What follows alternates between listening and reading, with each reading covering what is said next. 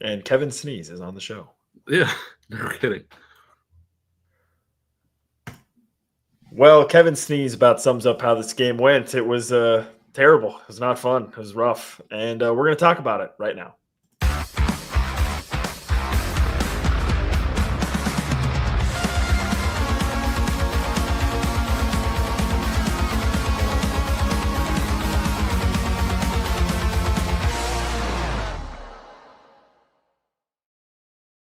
First of all, bless you, Kevin, from the commenter there. Appreciate it. Appreciate everybody hanging out with us here on a live edition of the Pay Podcast following an absolutely just gut punch of a loss for Kansas football in Ames against Iowa State. I'm Nick Springer. I'm here with Kevin Flaherty. We appreciate those of you that are joining us today because if you're joining us, that means you're probably like us and that you're a little frustrated, probably a lot frustrated, maybe a little sad, probably mad as well. But we appreciate you nonetheless. If you are joining us live here this afternoon, you should be doing three things. You should be liking the video, subscribing to the channel, and sharing a comment and joining in on the conversation to help us grow the channel. We appreciate those of you that do so. And if you're listening after the fact, you can still subscribe on audio as well as leave us 5-star rating and review, do all that good stuff. But we're live here on our YouTube channel. So again, if you're in the YouTube live chat, feel free to share some comments. We've already got some comments that we'll be getting to about this game. Kansas loses 38-14. It was never really competitive, to be quite honest with you. Kansas came out and was just dismal in all three phases to start the game. And that's kind of my big takeaway is like when you play a first half as bad as Kansas played, regardless of the opponent, regardless of where you're playing, you're just not going to win. You're not going to win any game when you play an entire half at the level that Kansas played at in that first half. No points. The offense was atrocious. The defense got gashed on 2 long touchdown drives, didn't really do much either. Iowa State was converting every 3rd and 4th down, basically.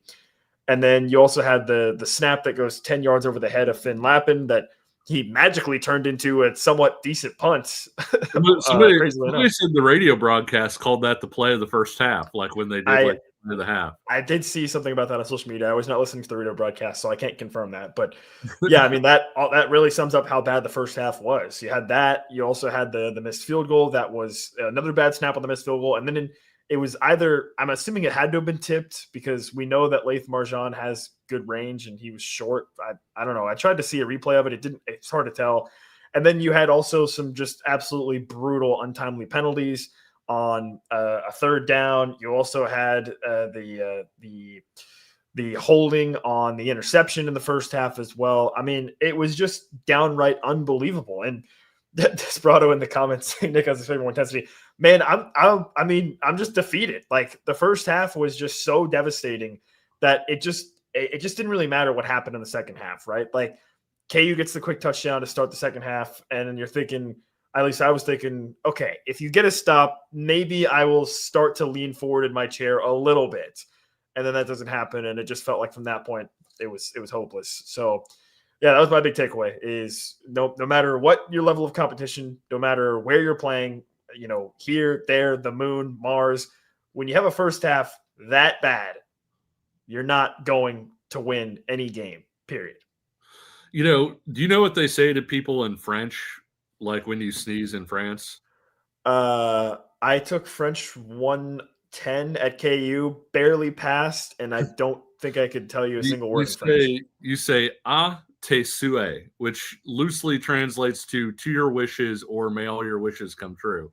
And I say that, Nick, because I sneezed to open the show, and my wish would be for KU to be able to go back and play that first half over again. Because I do think that, like you said, it was all three phases. I don't think the ball got tipped on Marjan's kick. I think it was the high snap, and I think the timing was a little off. When you saw like the end over end, like it didn't really seem to change the trajectory much, if at all, going over the line. And so I don't know that it was tipped, but I thought they called a pretty good offensive first half. I thought Jim Zabrowski did, which is to say, KU put up 0 points in the first half. offensively, but I thought there were things there. You had the miscommunication / really bad throw from Jalen when you ran kind of that little delayed wheel route out there, off the slot fade that he actually connected on later to Bowden Gruen when he had a little more patience with it.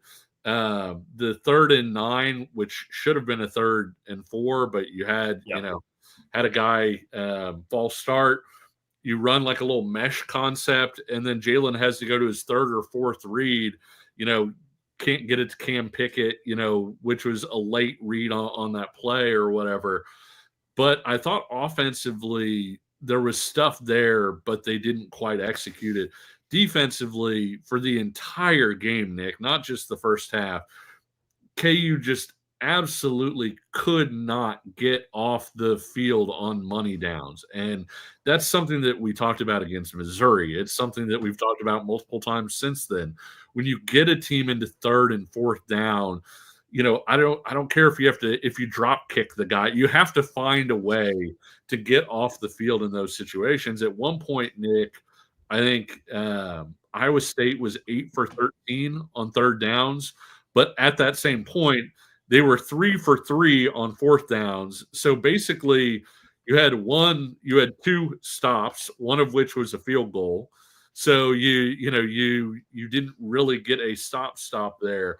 But my point is just that Kansas actually averaged more yards per play than Iowa State in this game. And that may shock people in the chat. It may not. But Kansas just got paper cut to death and got killed on 3rd and 4th down.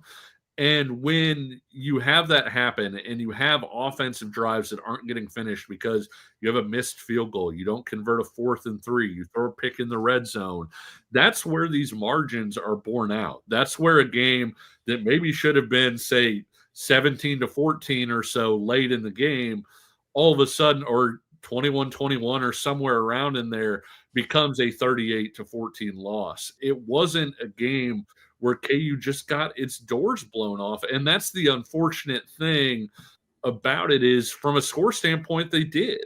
But if you look at it, it's a mistake here. It's a missed execution there.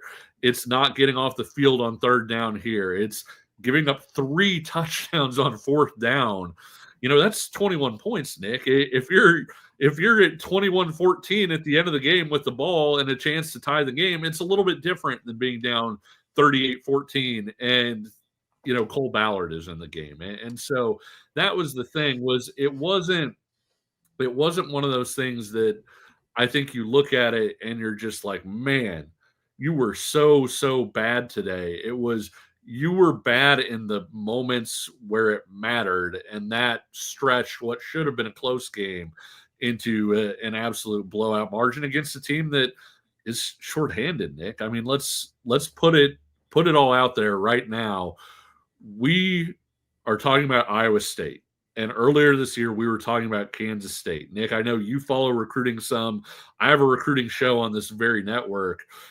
These are like for like programs. These are teams that are not more talented than you are. And so when you lose by those sorts of margins, when you lose to K-State 42-17, when you lose to Iowa State 38-14, it's not the talent on the field. It's what players are doing from an execution standpoint, and it's what's being coached or not coached. And so at that point, you look at it and you really have to take a hard look. What does Lance always say? There's 5 plays in the game or so roughly that, you have to make those plays to decide a game. Well, in this one, Nick, all 5 of those went against Kansas, which was the difference between having a chance maybe late in the game and getting absolutely blown out. I think what's extra aggravating about how this thing unfolded, especially in the first half, is both these teams were coming off a bye. And yes. One team looked refreshed. One team looked like they just had a bye. The other team didn't look like they wanted to be on the field or anywhere near a football game for basically the first 30 minutes. And that's what was extra aggravating to me. It's like Lance Leipold at Kansas prior to 2025. We've harped on it quite a bit. His record is good off a bye. Generally, his teams perform off of a bye. Well, in 2025, your bye weeks came before Cincinnati, in which your defense gave up 18 bajillion yards and you lost, before K-State, in which you had a really strong start to the game with the fumble recovery on the kickoff, and then basically got outscored 42-10 for the rest of it. And then today, I do think it came before West Virginia, not Cincinnati. Oh, I get that mixed up.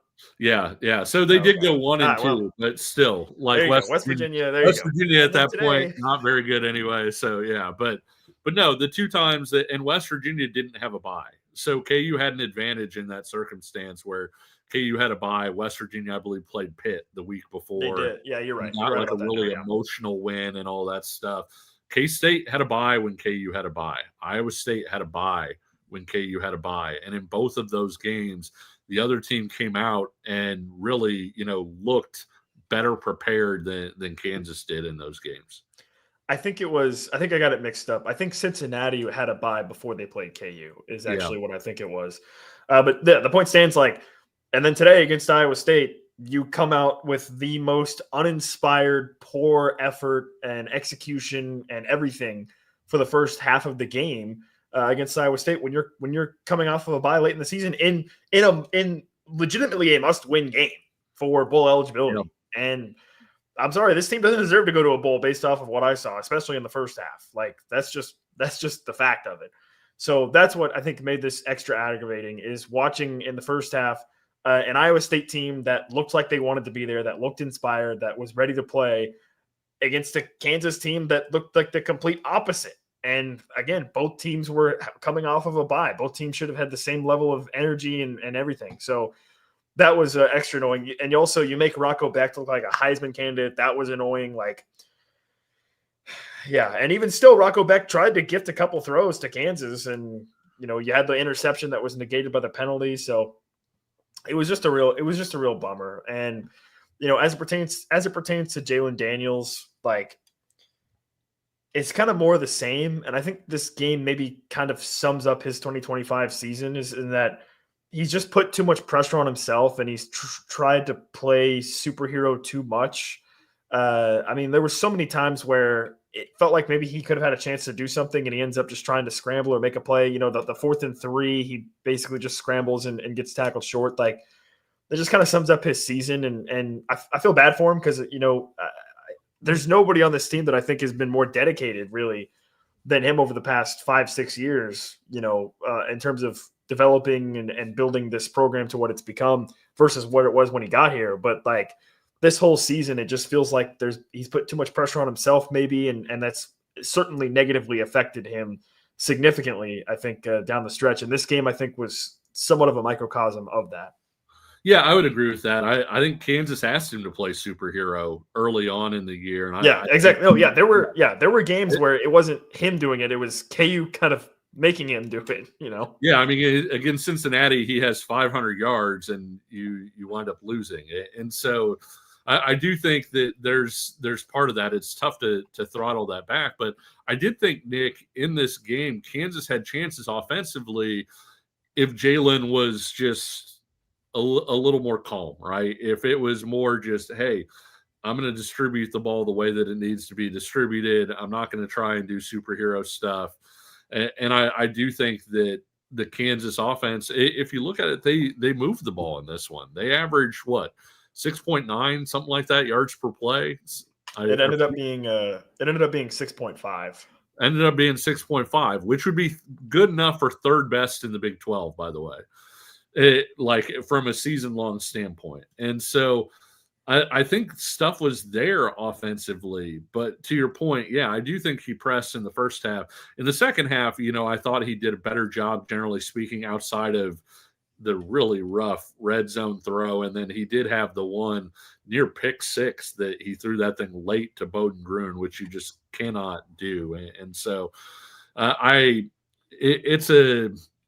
it's a tough situation, because on one hand, you've needed Jalen to be that guy this year. And on the other, this is a game where you maybe would have been better equipped, had he just ratcheted it down a little bit. And so he had a rough performance in this one. I did want to ask, we were talking about the first half quite a bit.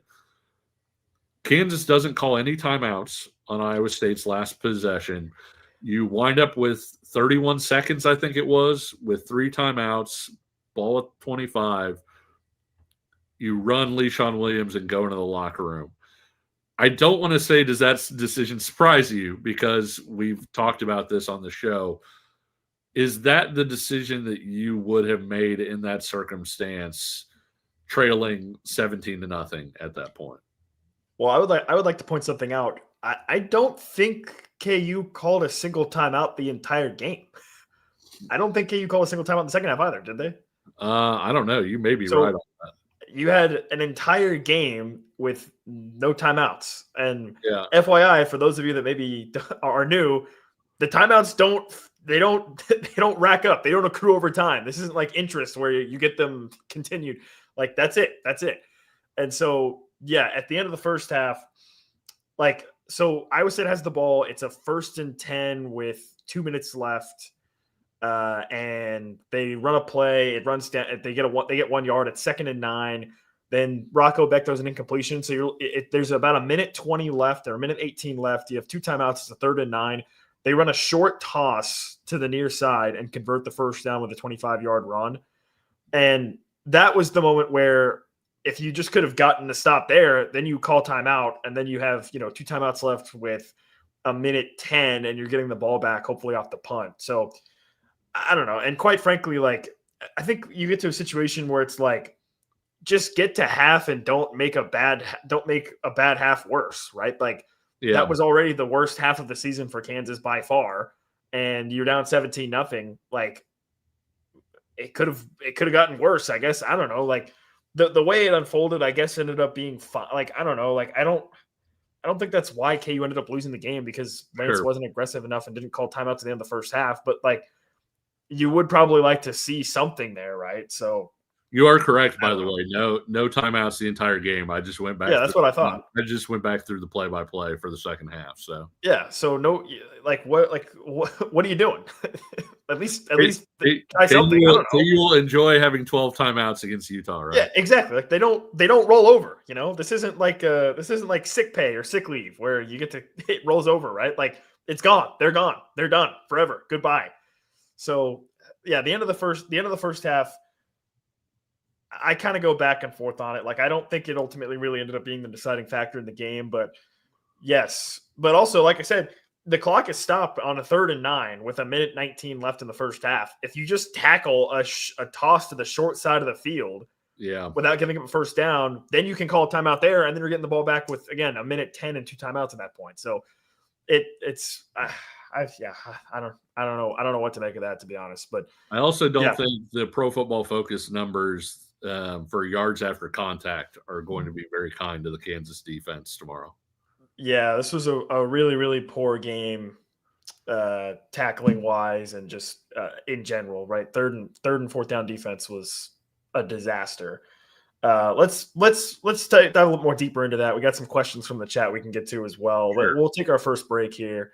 And then we'll come back, talk a little more about the defense. And I know a lot of people are wondering about kind of where we go from here. And it's sort of a tired conversation. I don't want to belabor it too much, but I mean, based off what happened today, probably have to get into that too. So we'll do a little bit of that coming up next. But we have to take a break, and that gives us a chance to remind you that if you're a Chiefs fan, you could be on the field at the 50-yard line inside GEHA Field for the official coin toss of the Chiefs home game this season. Visit Chiefs.com/GEHA now. Enter for a chance to win to be on the field for a once-in-a-lifetime view of the pregame coin toss. Plus, you can score the exclusive prizes. Enter for a chance to win at Chiefs.com/GEHA.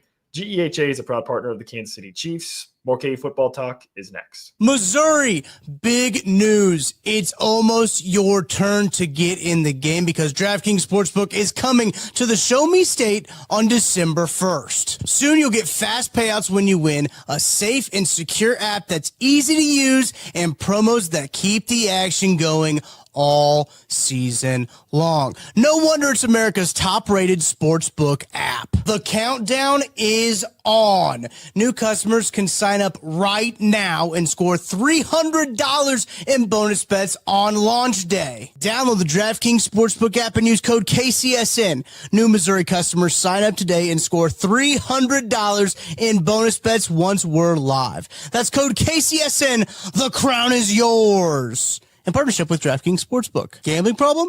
Call 1-800-GAMBLER. 21 plus, physically present in Missouri. Eligibility and restrictions apply, subject to regulatory licensing requirements. Bonus bets are not withdrawable and expire 7 days after issuance. For additional terms and responsible gaming resources, see sportsbook.draftkings.com/promos.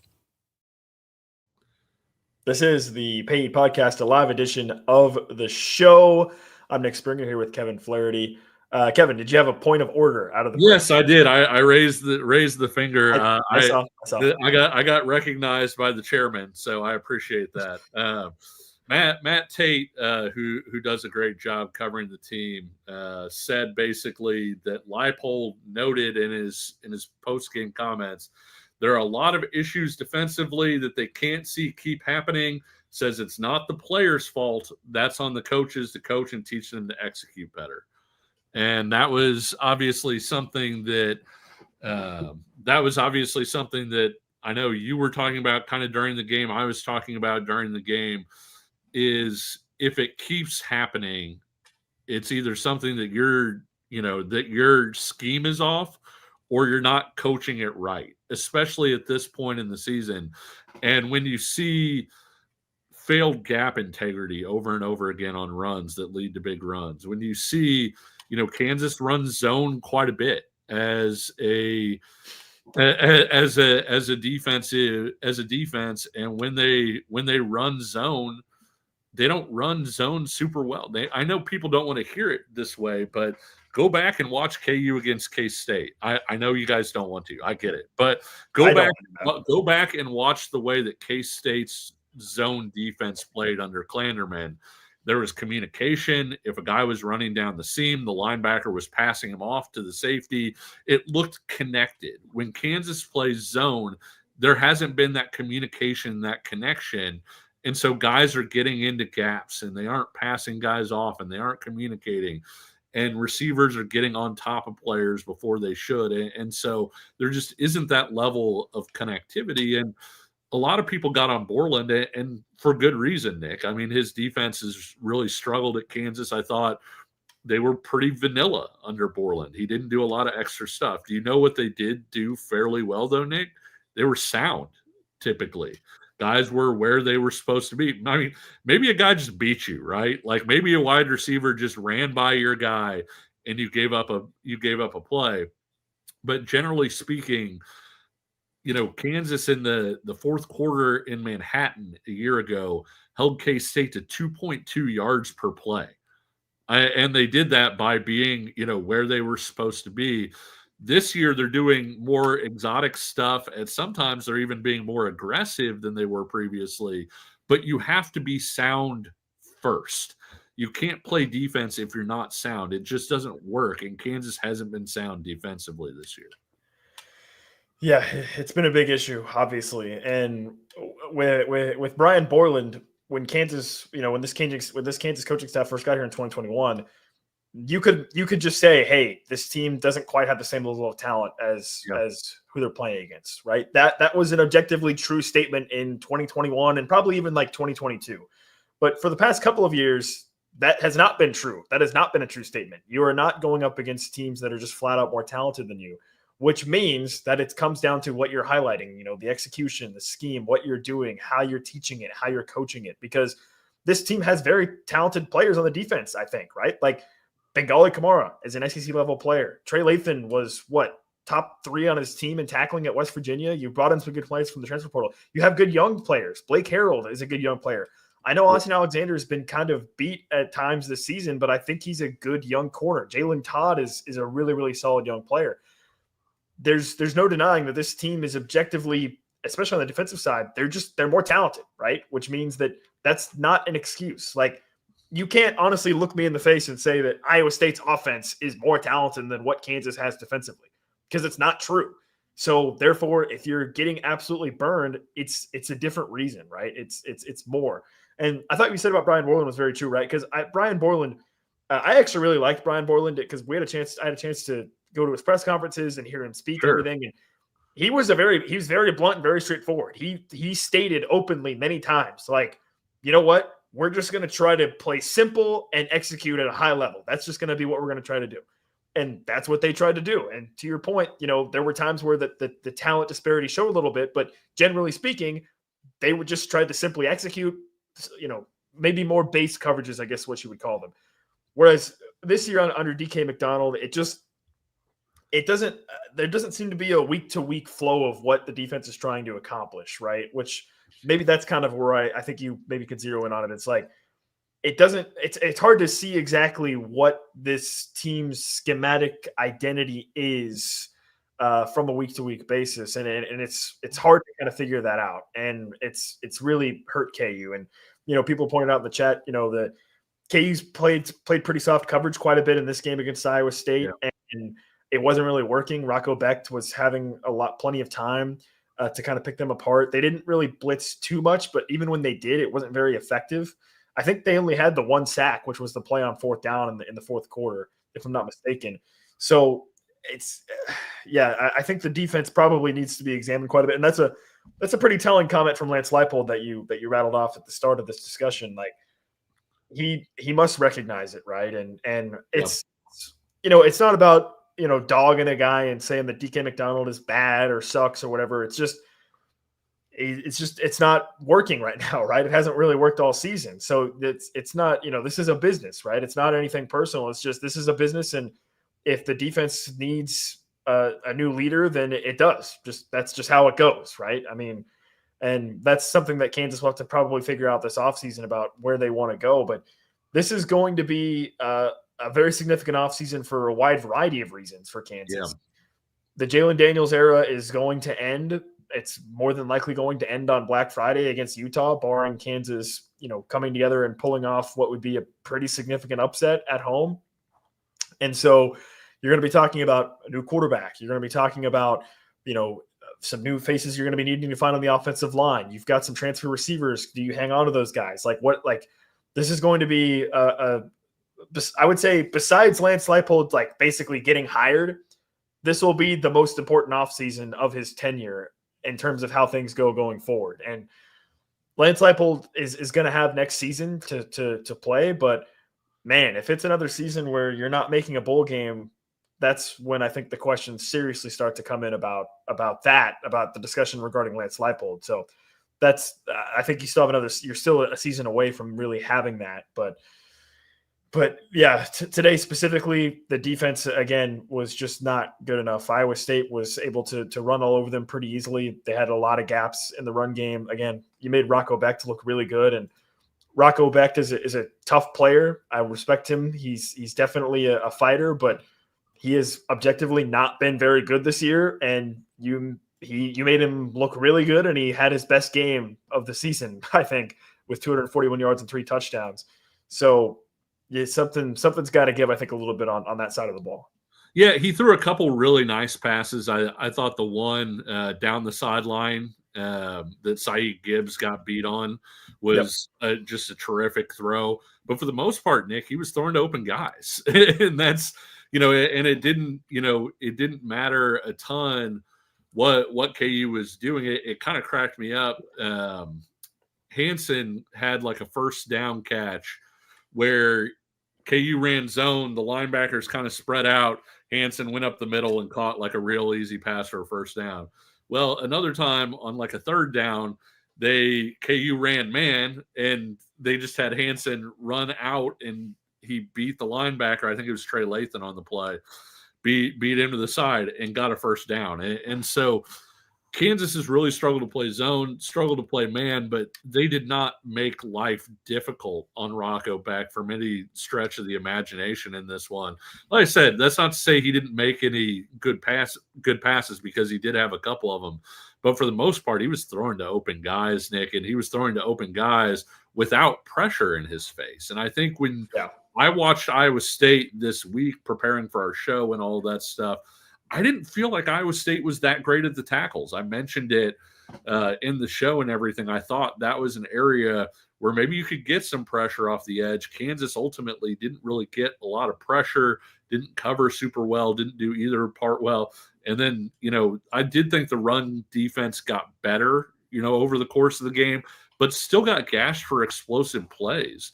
And that was the frustrating thing about it. But yeah, it's defensively, it was a really rough game and a tough thing to watch. And I thought overall, friend of the show / KCSN colleague Kent Swanson, who is also a KU fan, put it pretty well when he said, Lance Leipold has built the Kansas program back up to the point that there are expectations for fans. I'm grateful to expect bowl game appearances. Now it's time to start meeting those expectations. Big offseason coming for the program. And I agree with all of that, because I think that on one hand, you can look at it and say, when Lance Leipold took over, Kansas was a laughing stock. They were not competitive in any stretch of the imagination. But as you get better, the expectations rise. As the head coach's salary rises, the expectations rise. As donors give you this sparkling stadium that's, going to continue to be constructed over the next couple of years, expectations rise. And so, yeah, maybe in 2016 or maybe even in 2022, 5-7 would have felt like manna from heaven, right? Because you're like, man, 3-9 is like the best that you could have at this point.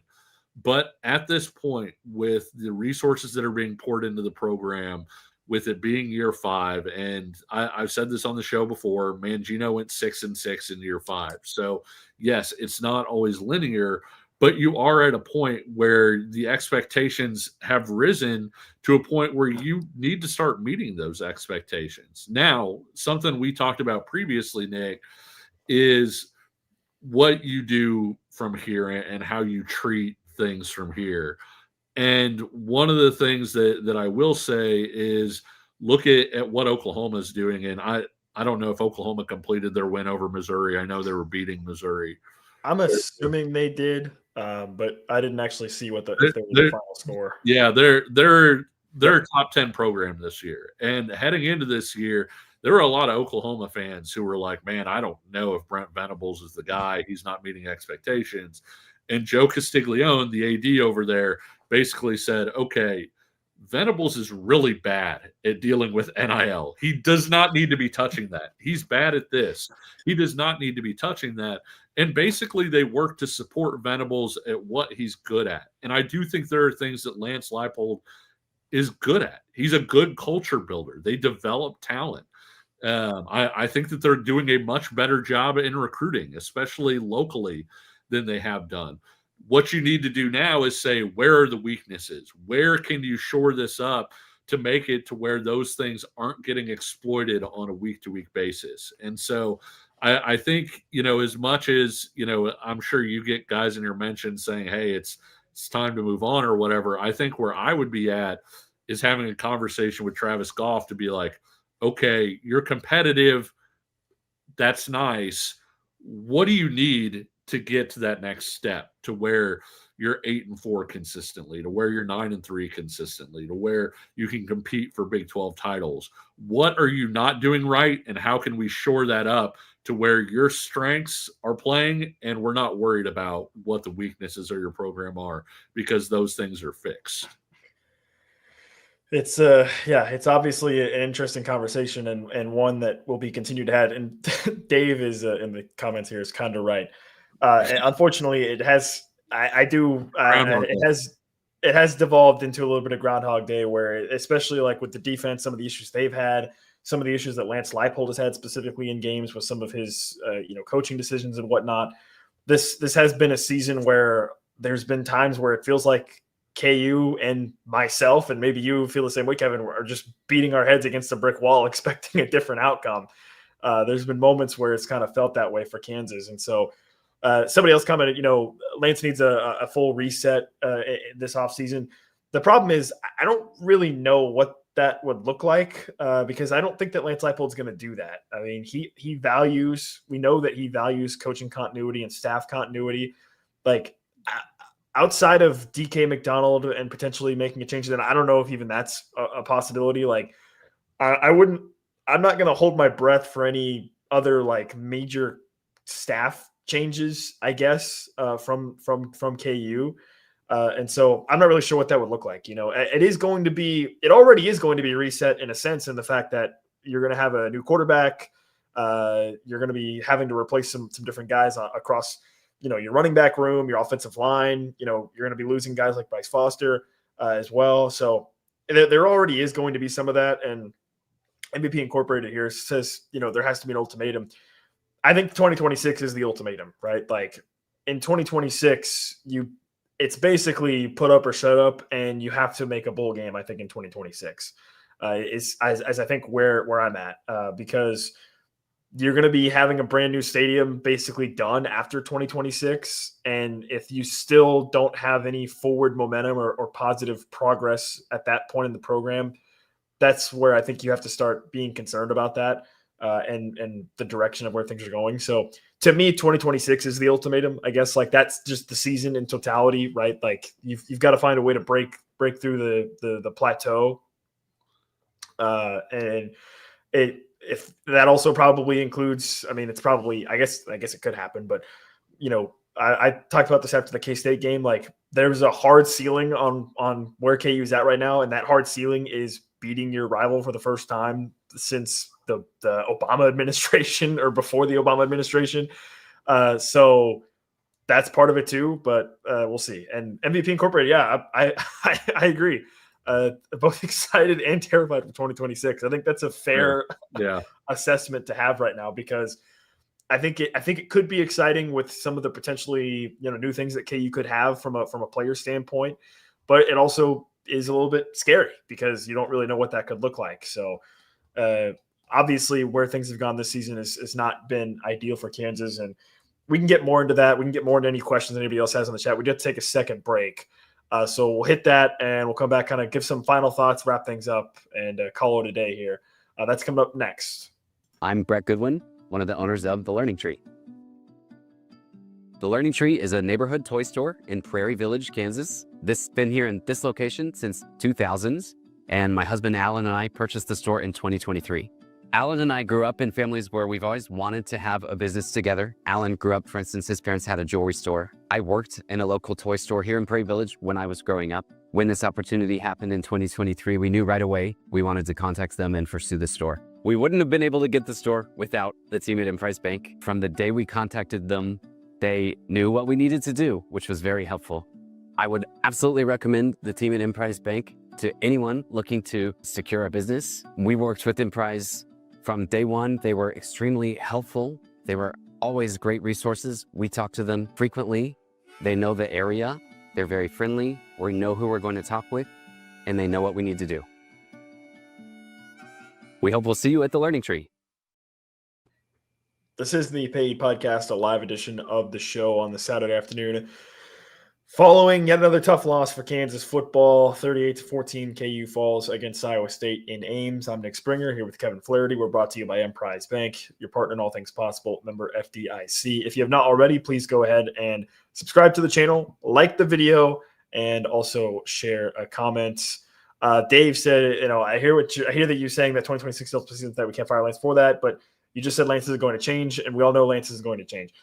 That's I guess we'll see. I mean, I wonder if this offseason, assuming let's just assume that things go how I think we expect them to go on Black Friday against Utah, and you're 5-7. If there was ever a time for Lance Leipold to, really make changes, it would be this offseason, right? Like, it would be this offseason in terms of you're going to be bringing in some fresh faces. You're going to have a new quarterback. You're going to have a new, face of the program, essentially. Like, this would be the offseason where I think if you're serious about, making some changes and kind of to what you mentioned earlier, Kevin, about, adding, whatever support you think KU may need to help support Lance Leipold and some of the issues that he has. I guess this would be the offseason to do it, assuming it assuming that Black Friday kind of goes how I think we all expect it to. I'm not ready to say that, Nick. You Okay. know me. I never Risk give it up, and I'm going to roll. And I'm not saying I'm predicting KU to win that game, Nick, but there is one game left. So let's it's senior day.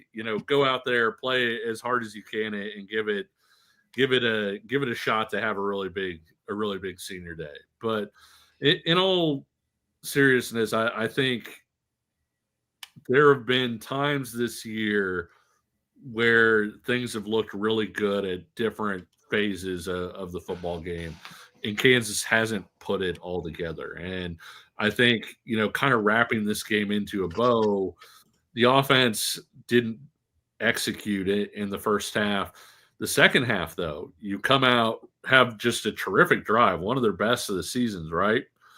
And you think you have a chance to pull into it, and the defense gave up a score. You just never got to that point where you could make Iowa State feel pressure. And I think that was one of the frustrating things about this one was every time the offense got to a spot where you were making them work for it, and in a spot where you thought, okay, the comeback could be on, the defense gave up those plays. And I hate to keep going back to it, but it really is get stops on 3rd and 4th down, and this is an entirely different game. I mean, as much as we want to talk about Jalen struggling, as much as we want to talk about all the different things, special teams not being great, if you found a way to get off the field on 3rd and 4th down, then you would have been in the ball game with 2 or 3 minutes left with a chance to win this thing.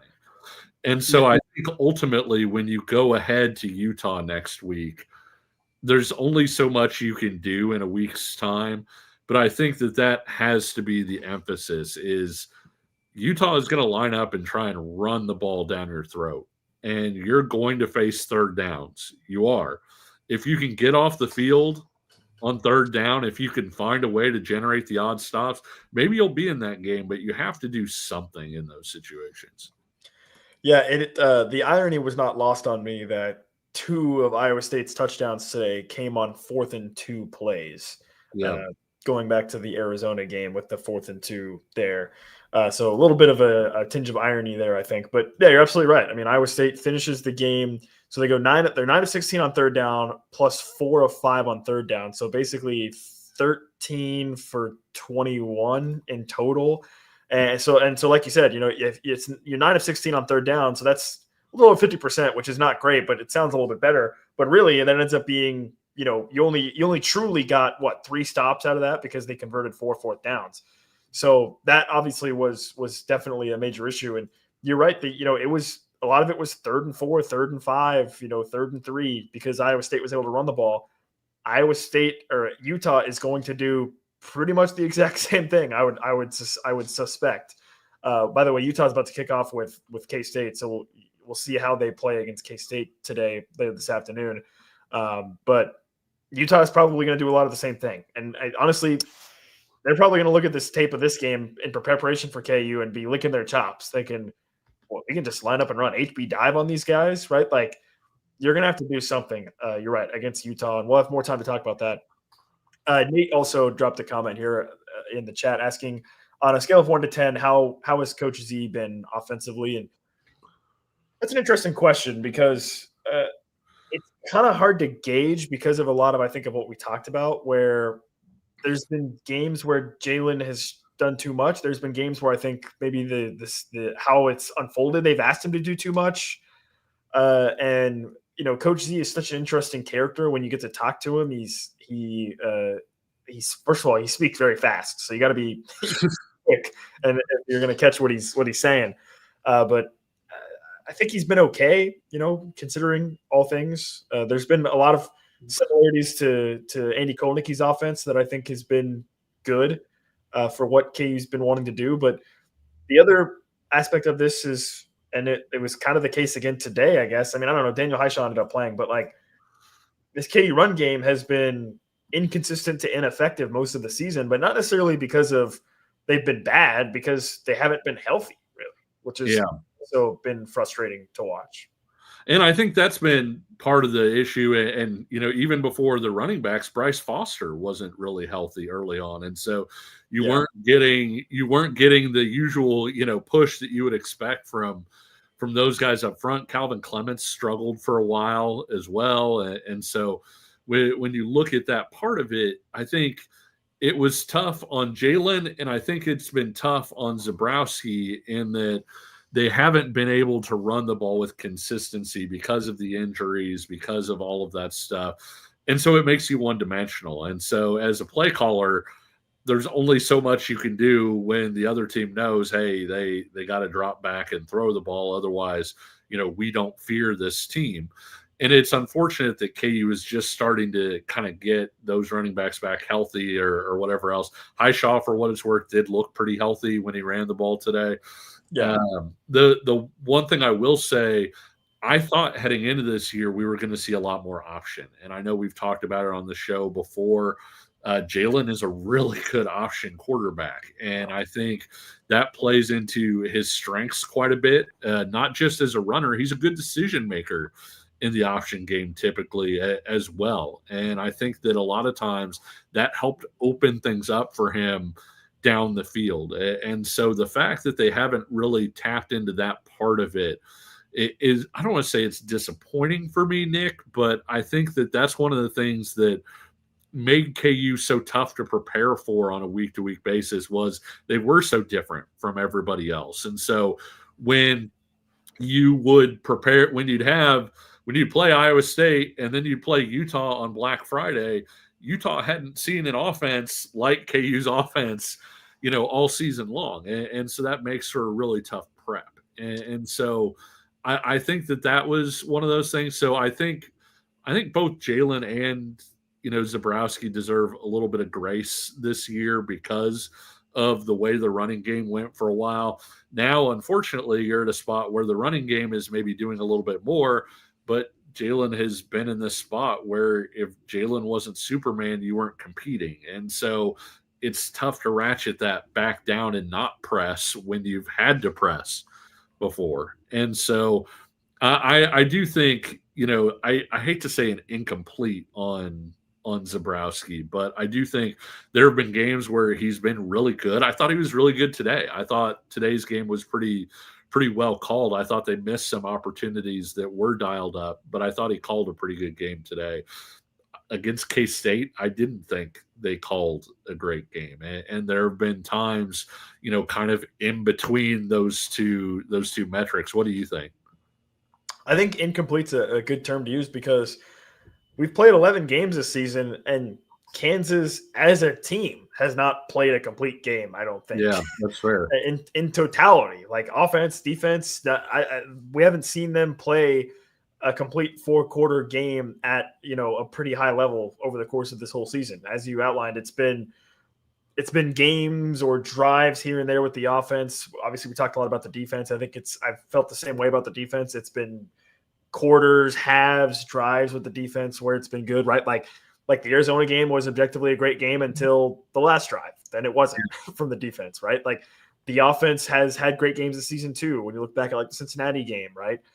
So yeah, it's an incomplete, I think is the right term to use because that's kind of been the story of this season where Kansas has not been able to put together a full game really over the course of this whole year.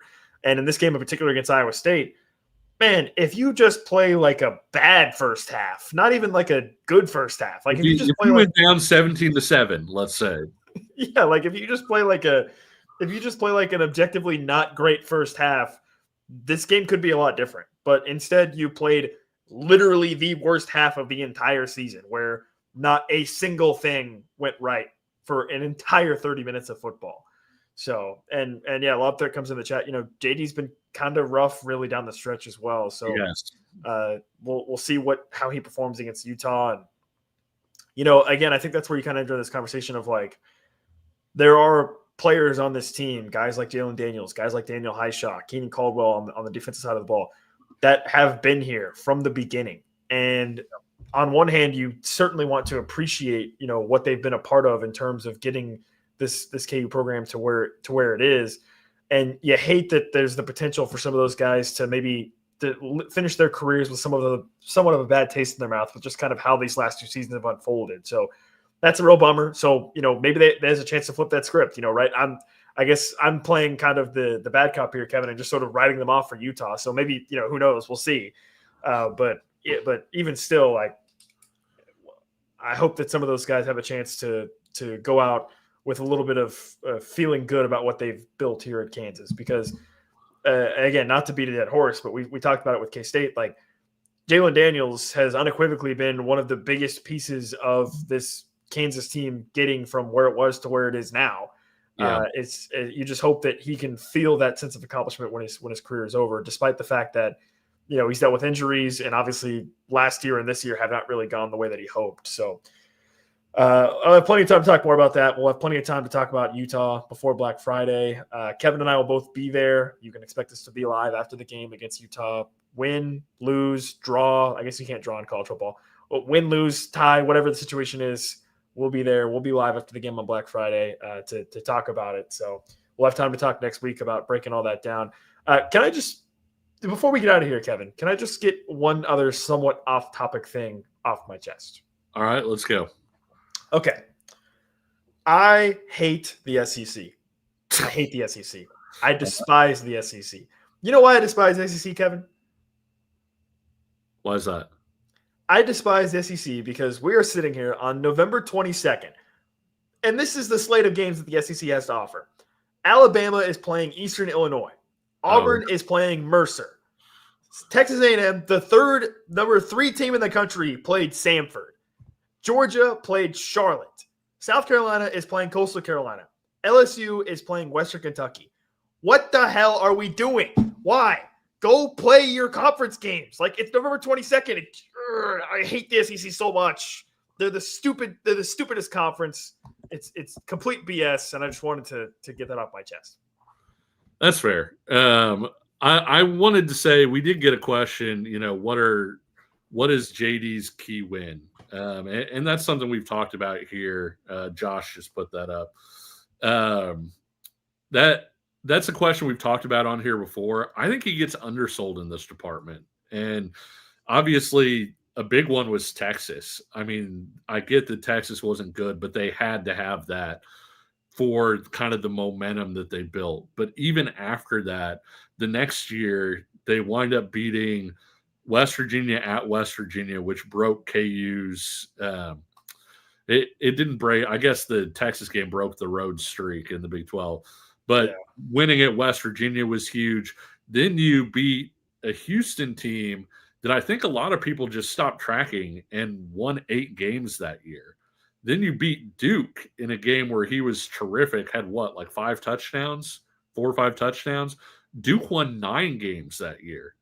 You wind up beating Iowa State, which he wasn't great in that game, but you start 5-0 that year. And I think that without them starting 5-0, they wouldn't have gotten to a bowl that year. And if you remember when Jason Bean took over when he got hurt, Bean had a great second half against TCU, but a lot of that year he really struggled. He was not ready yet. And so if you didn't have Jalen for that start of 2022, I don't think you get to a bowl game. And then you look at the fact that, he starts off with the team, they start off 4-0 with him winning 3 of the games, including against BYU. Nevada, they didn't play well, but he led, kind of the game-winning drives in that one. And he was, I don't think that's, I agree with the not being consistent thing. Illinois in 23 was about as good as we've seen Jalen. He was unbelievable in that game. And then you look at last year, for everybody saying they didn't have big wins, they beat 3 ranked teams in a row.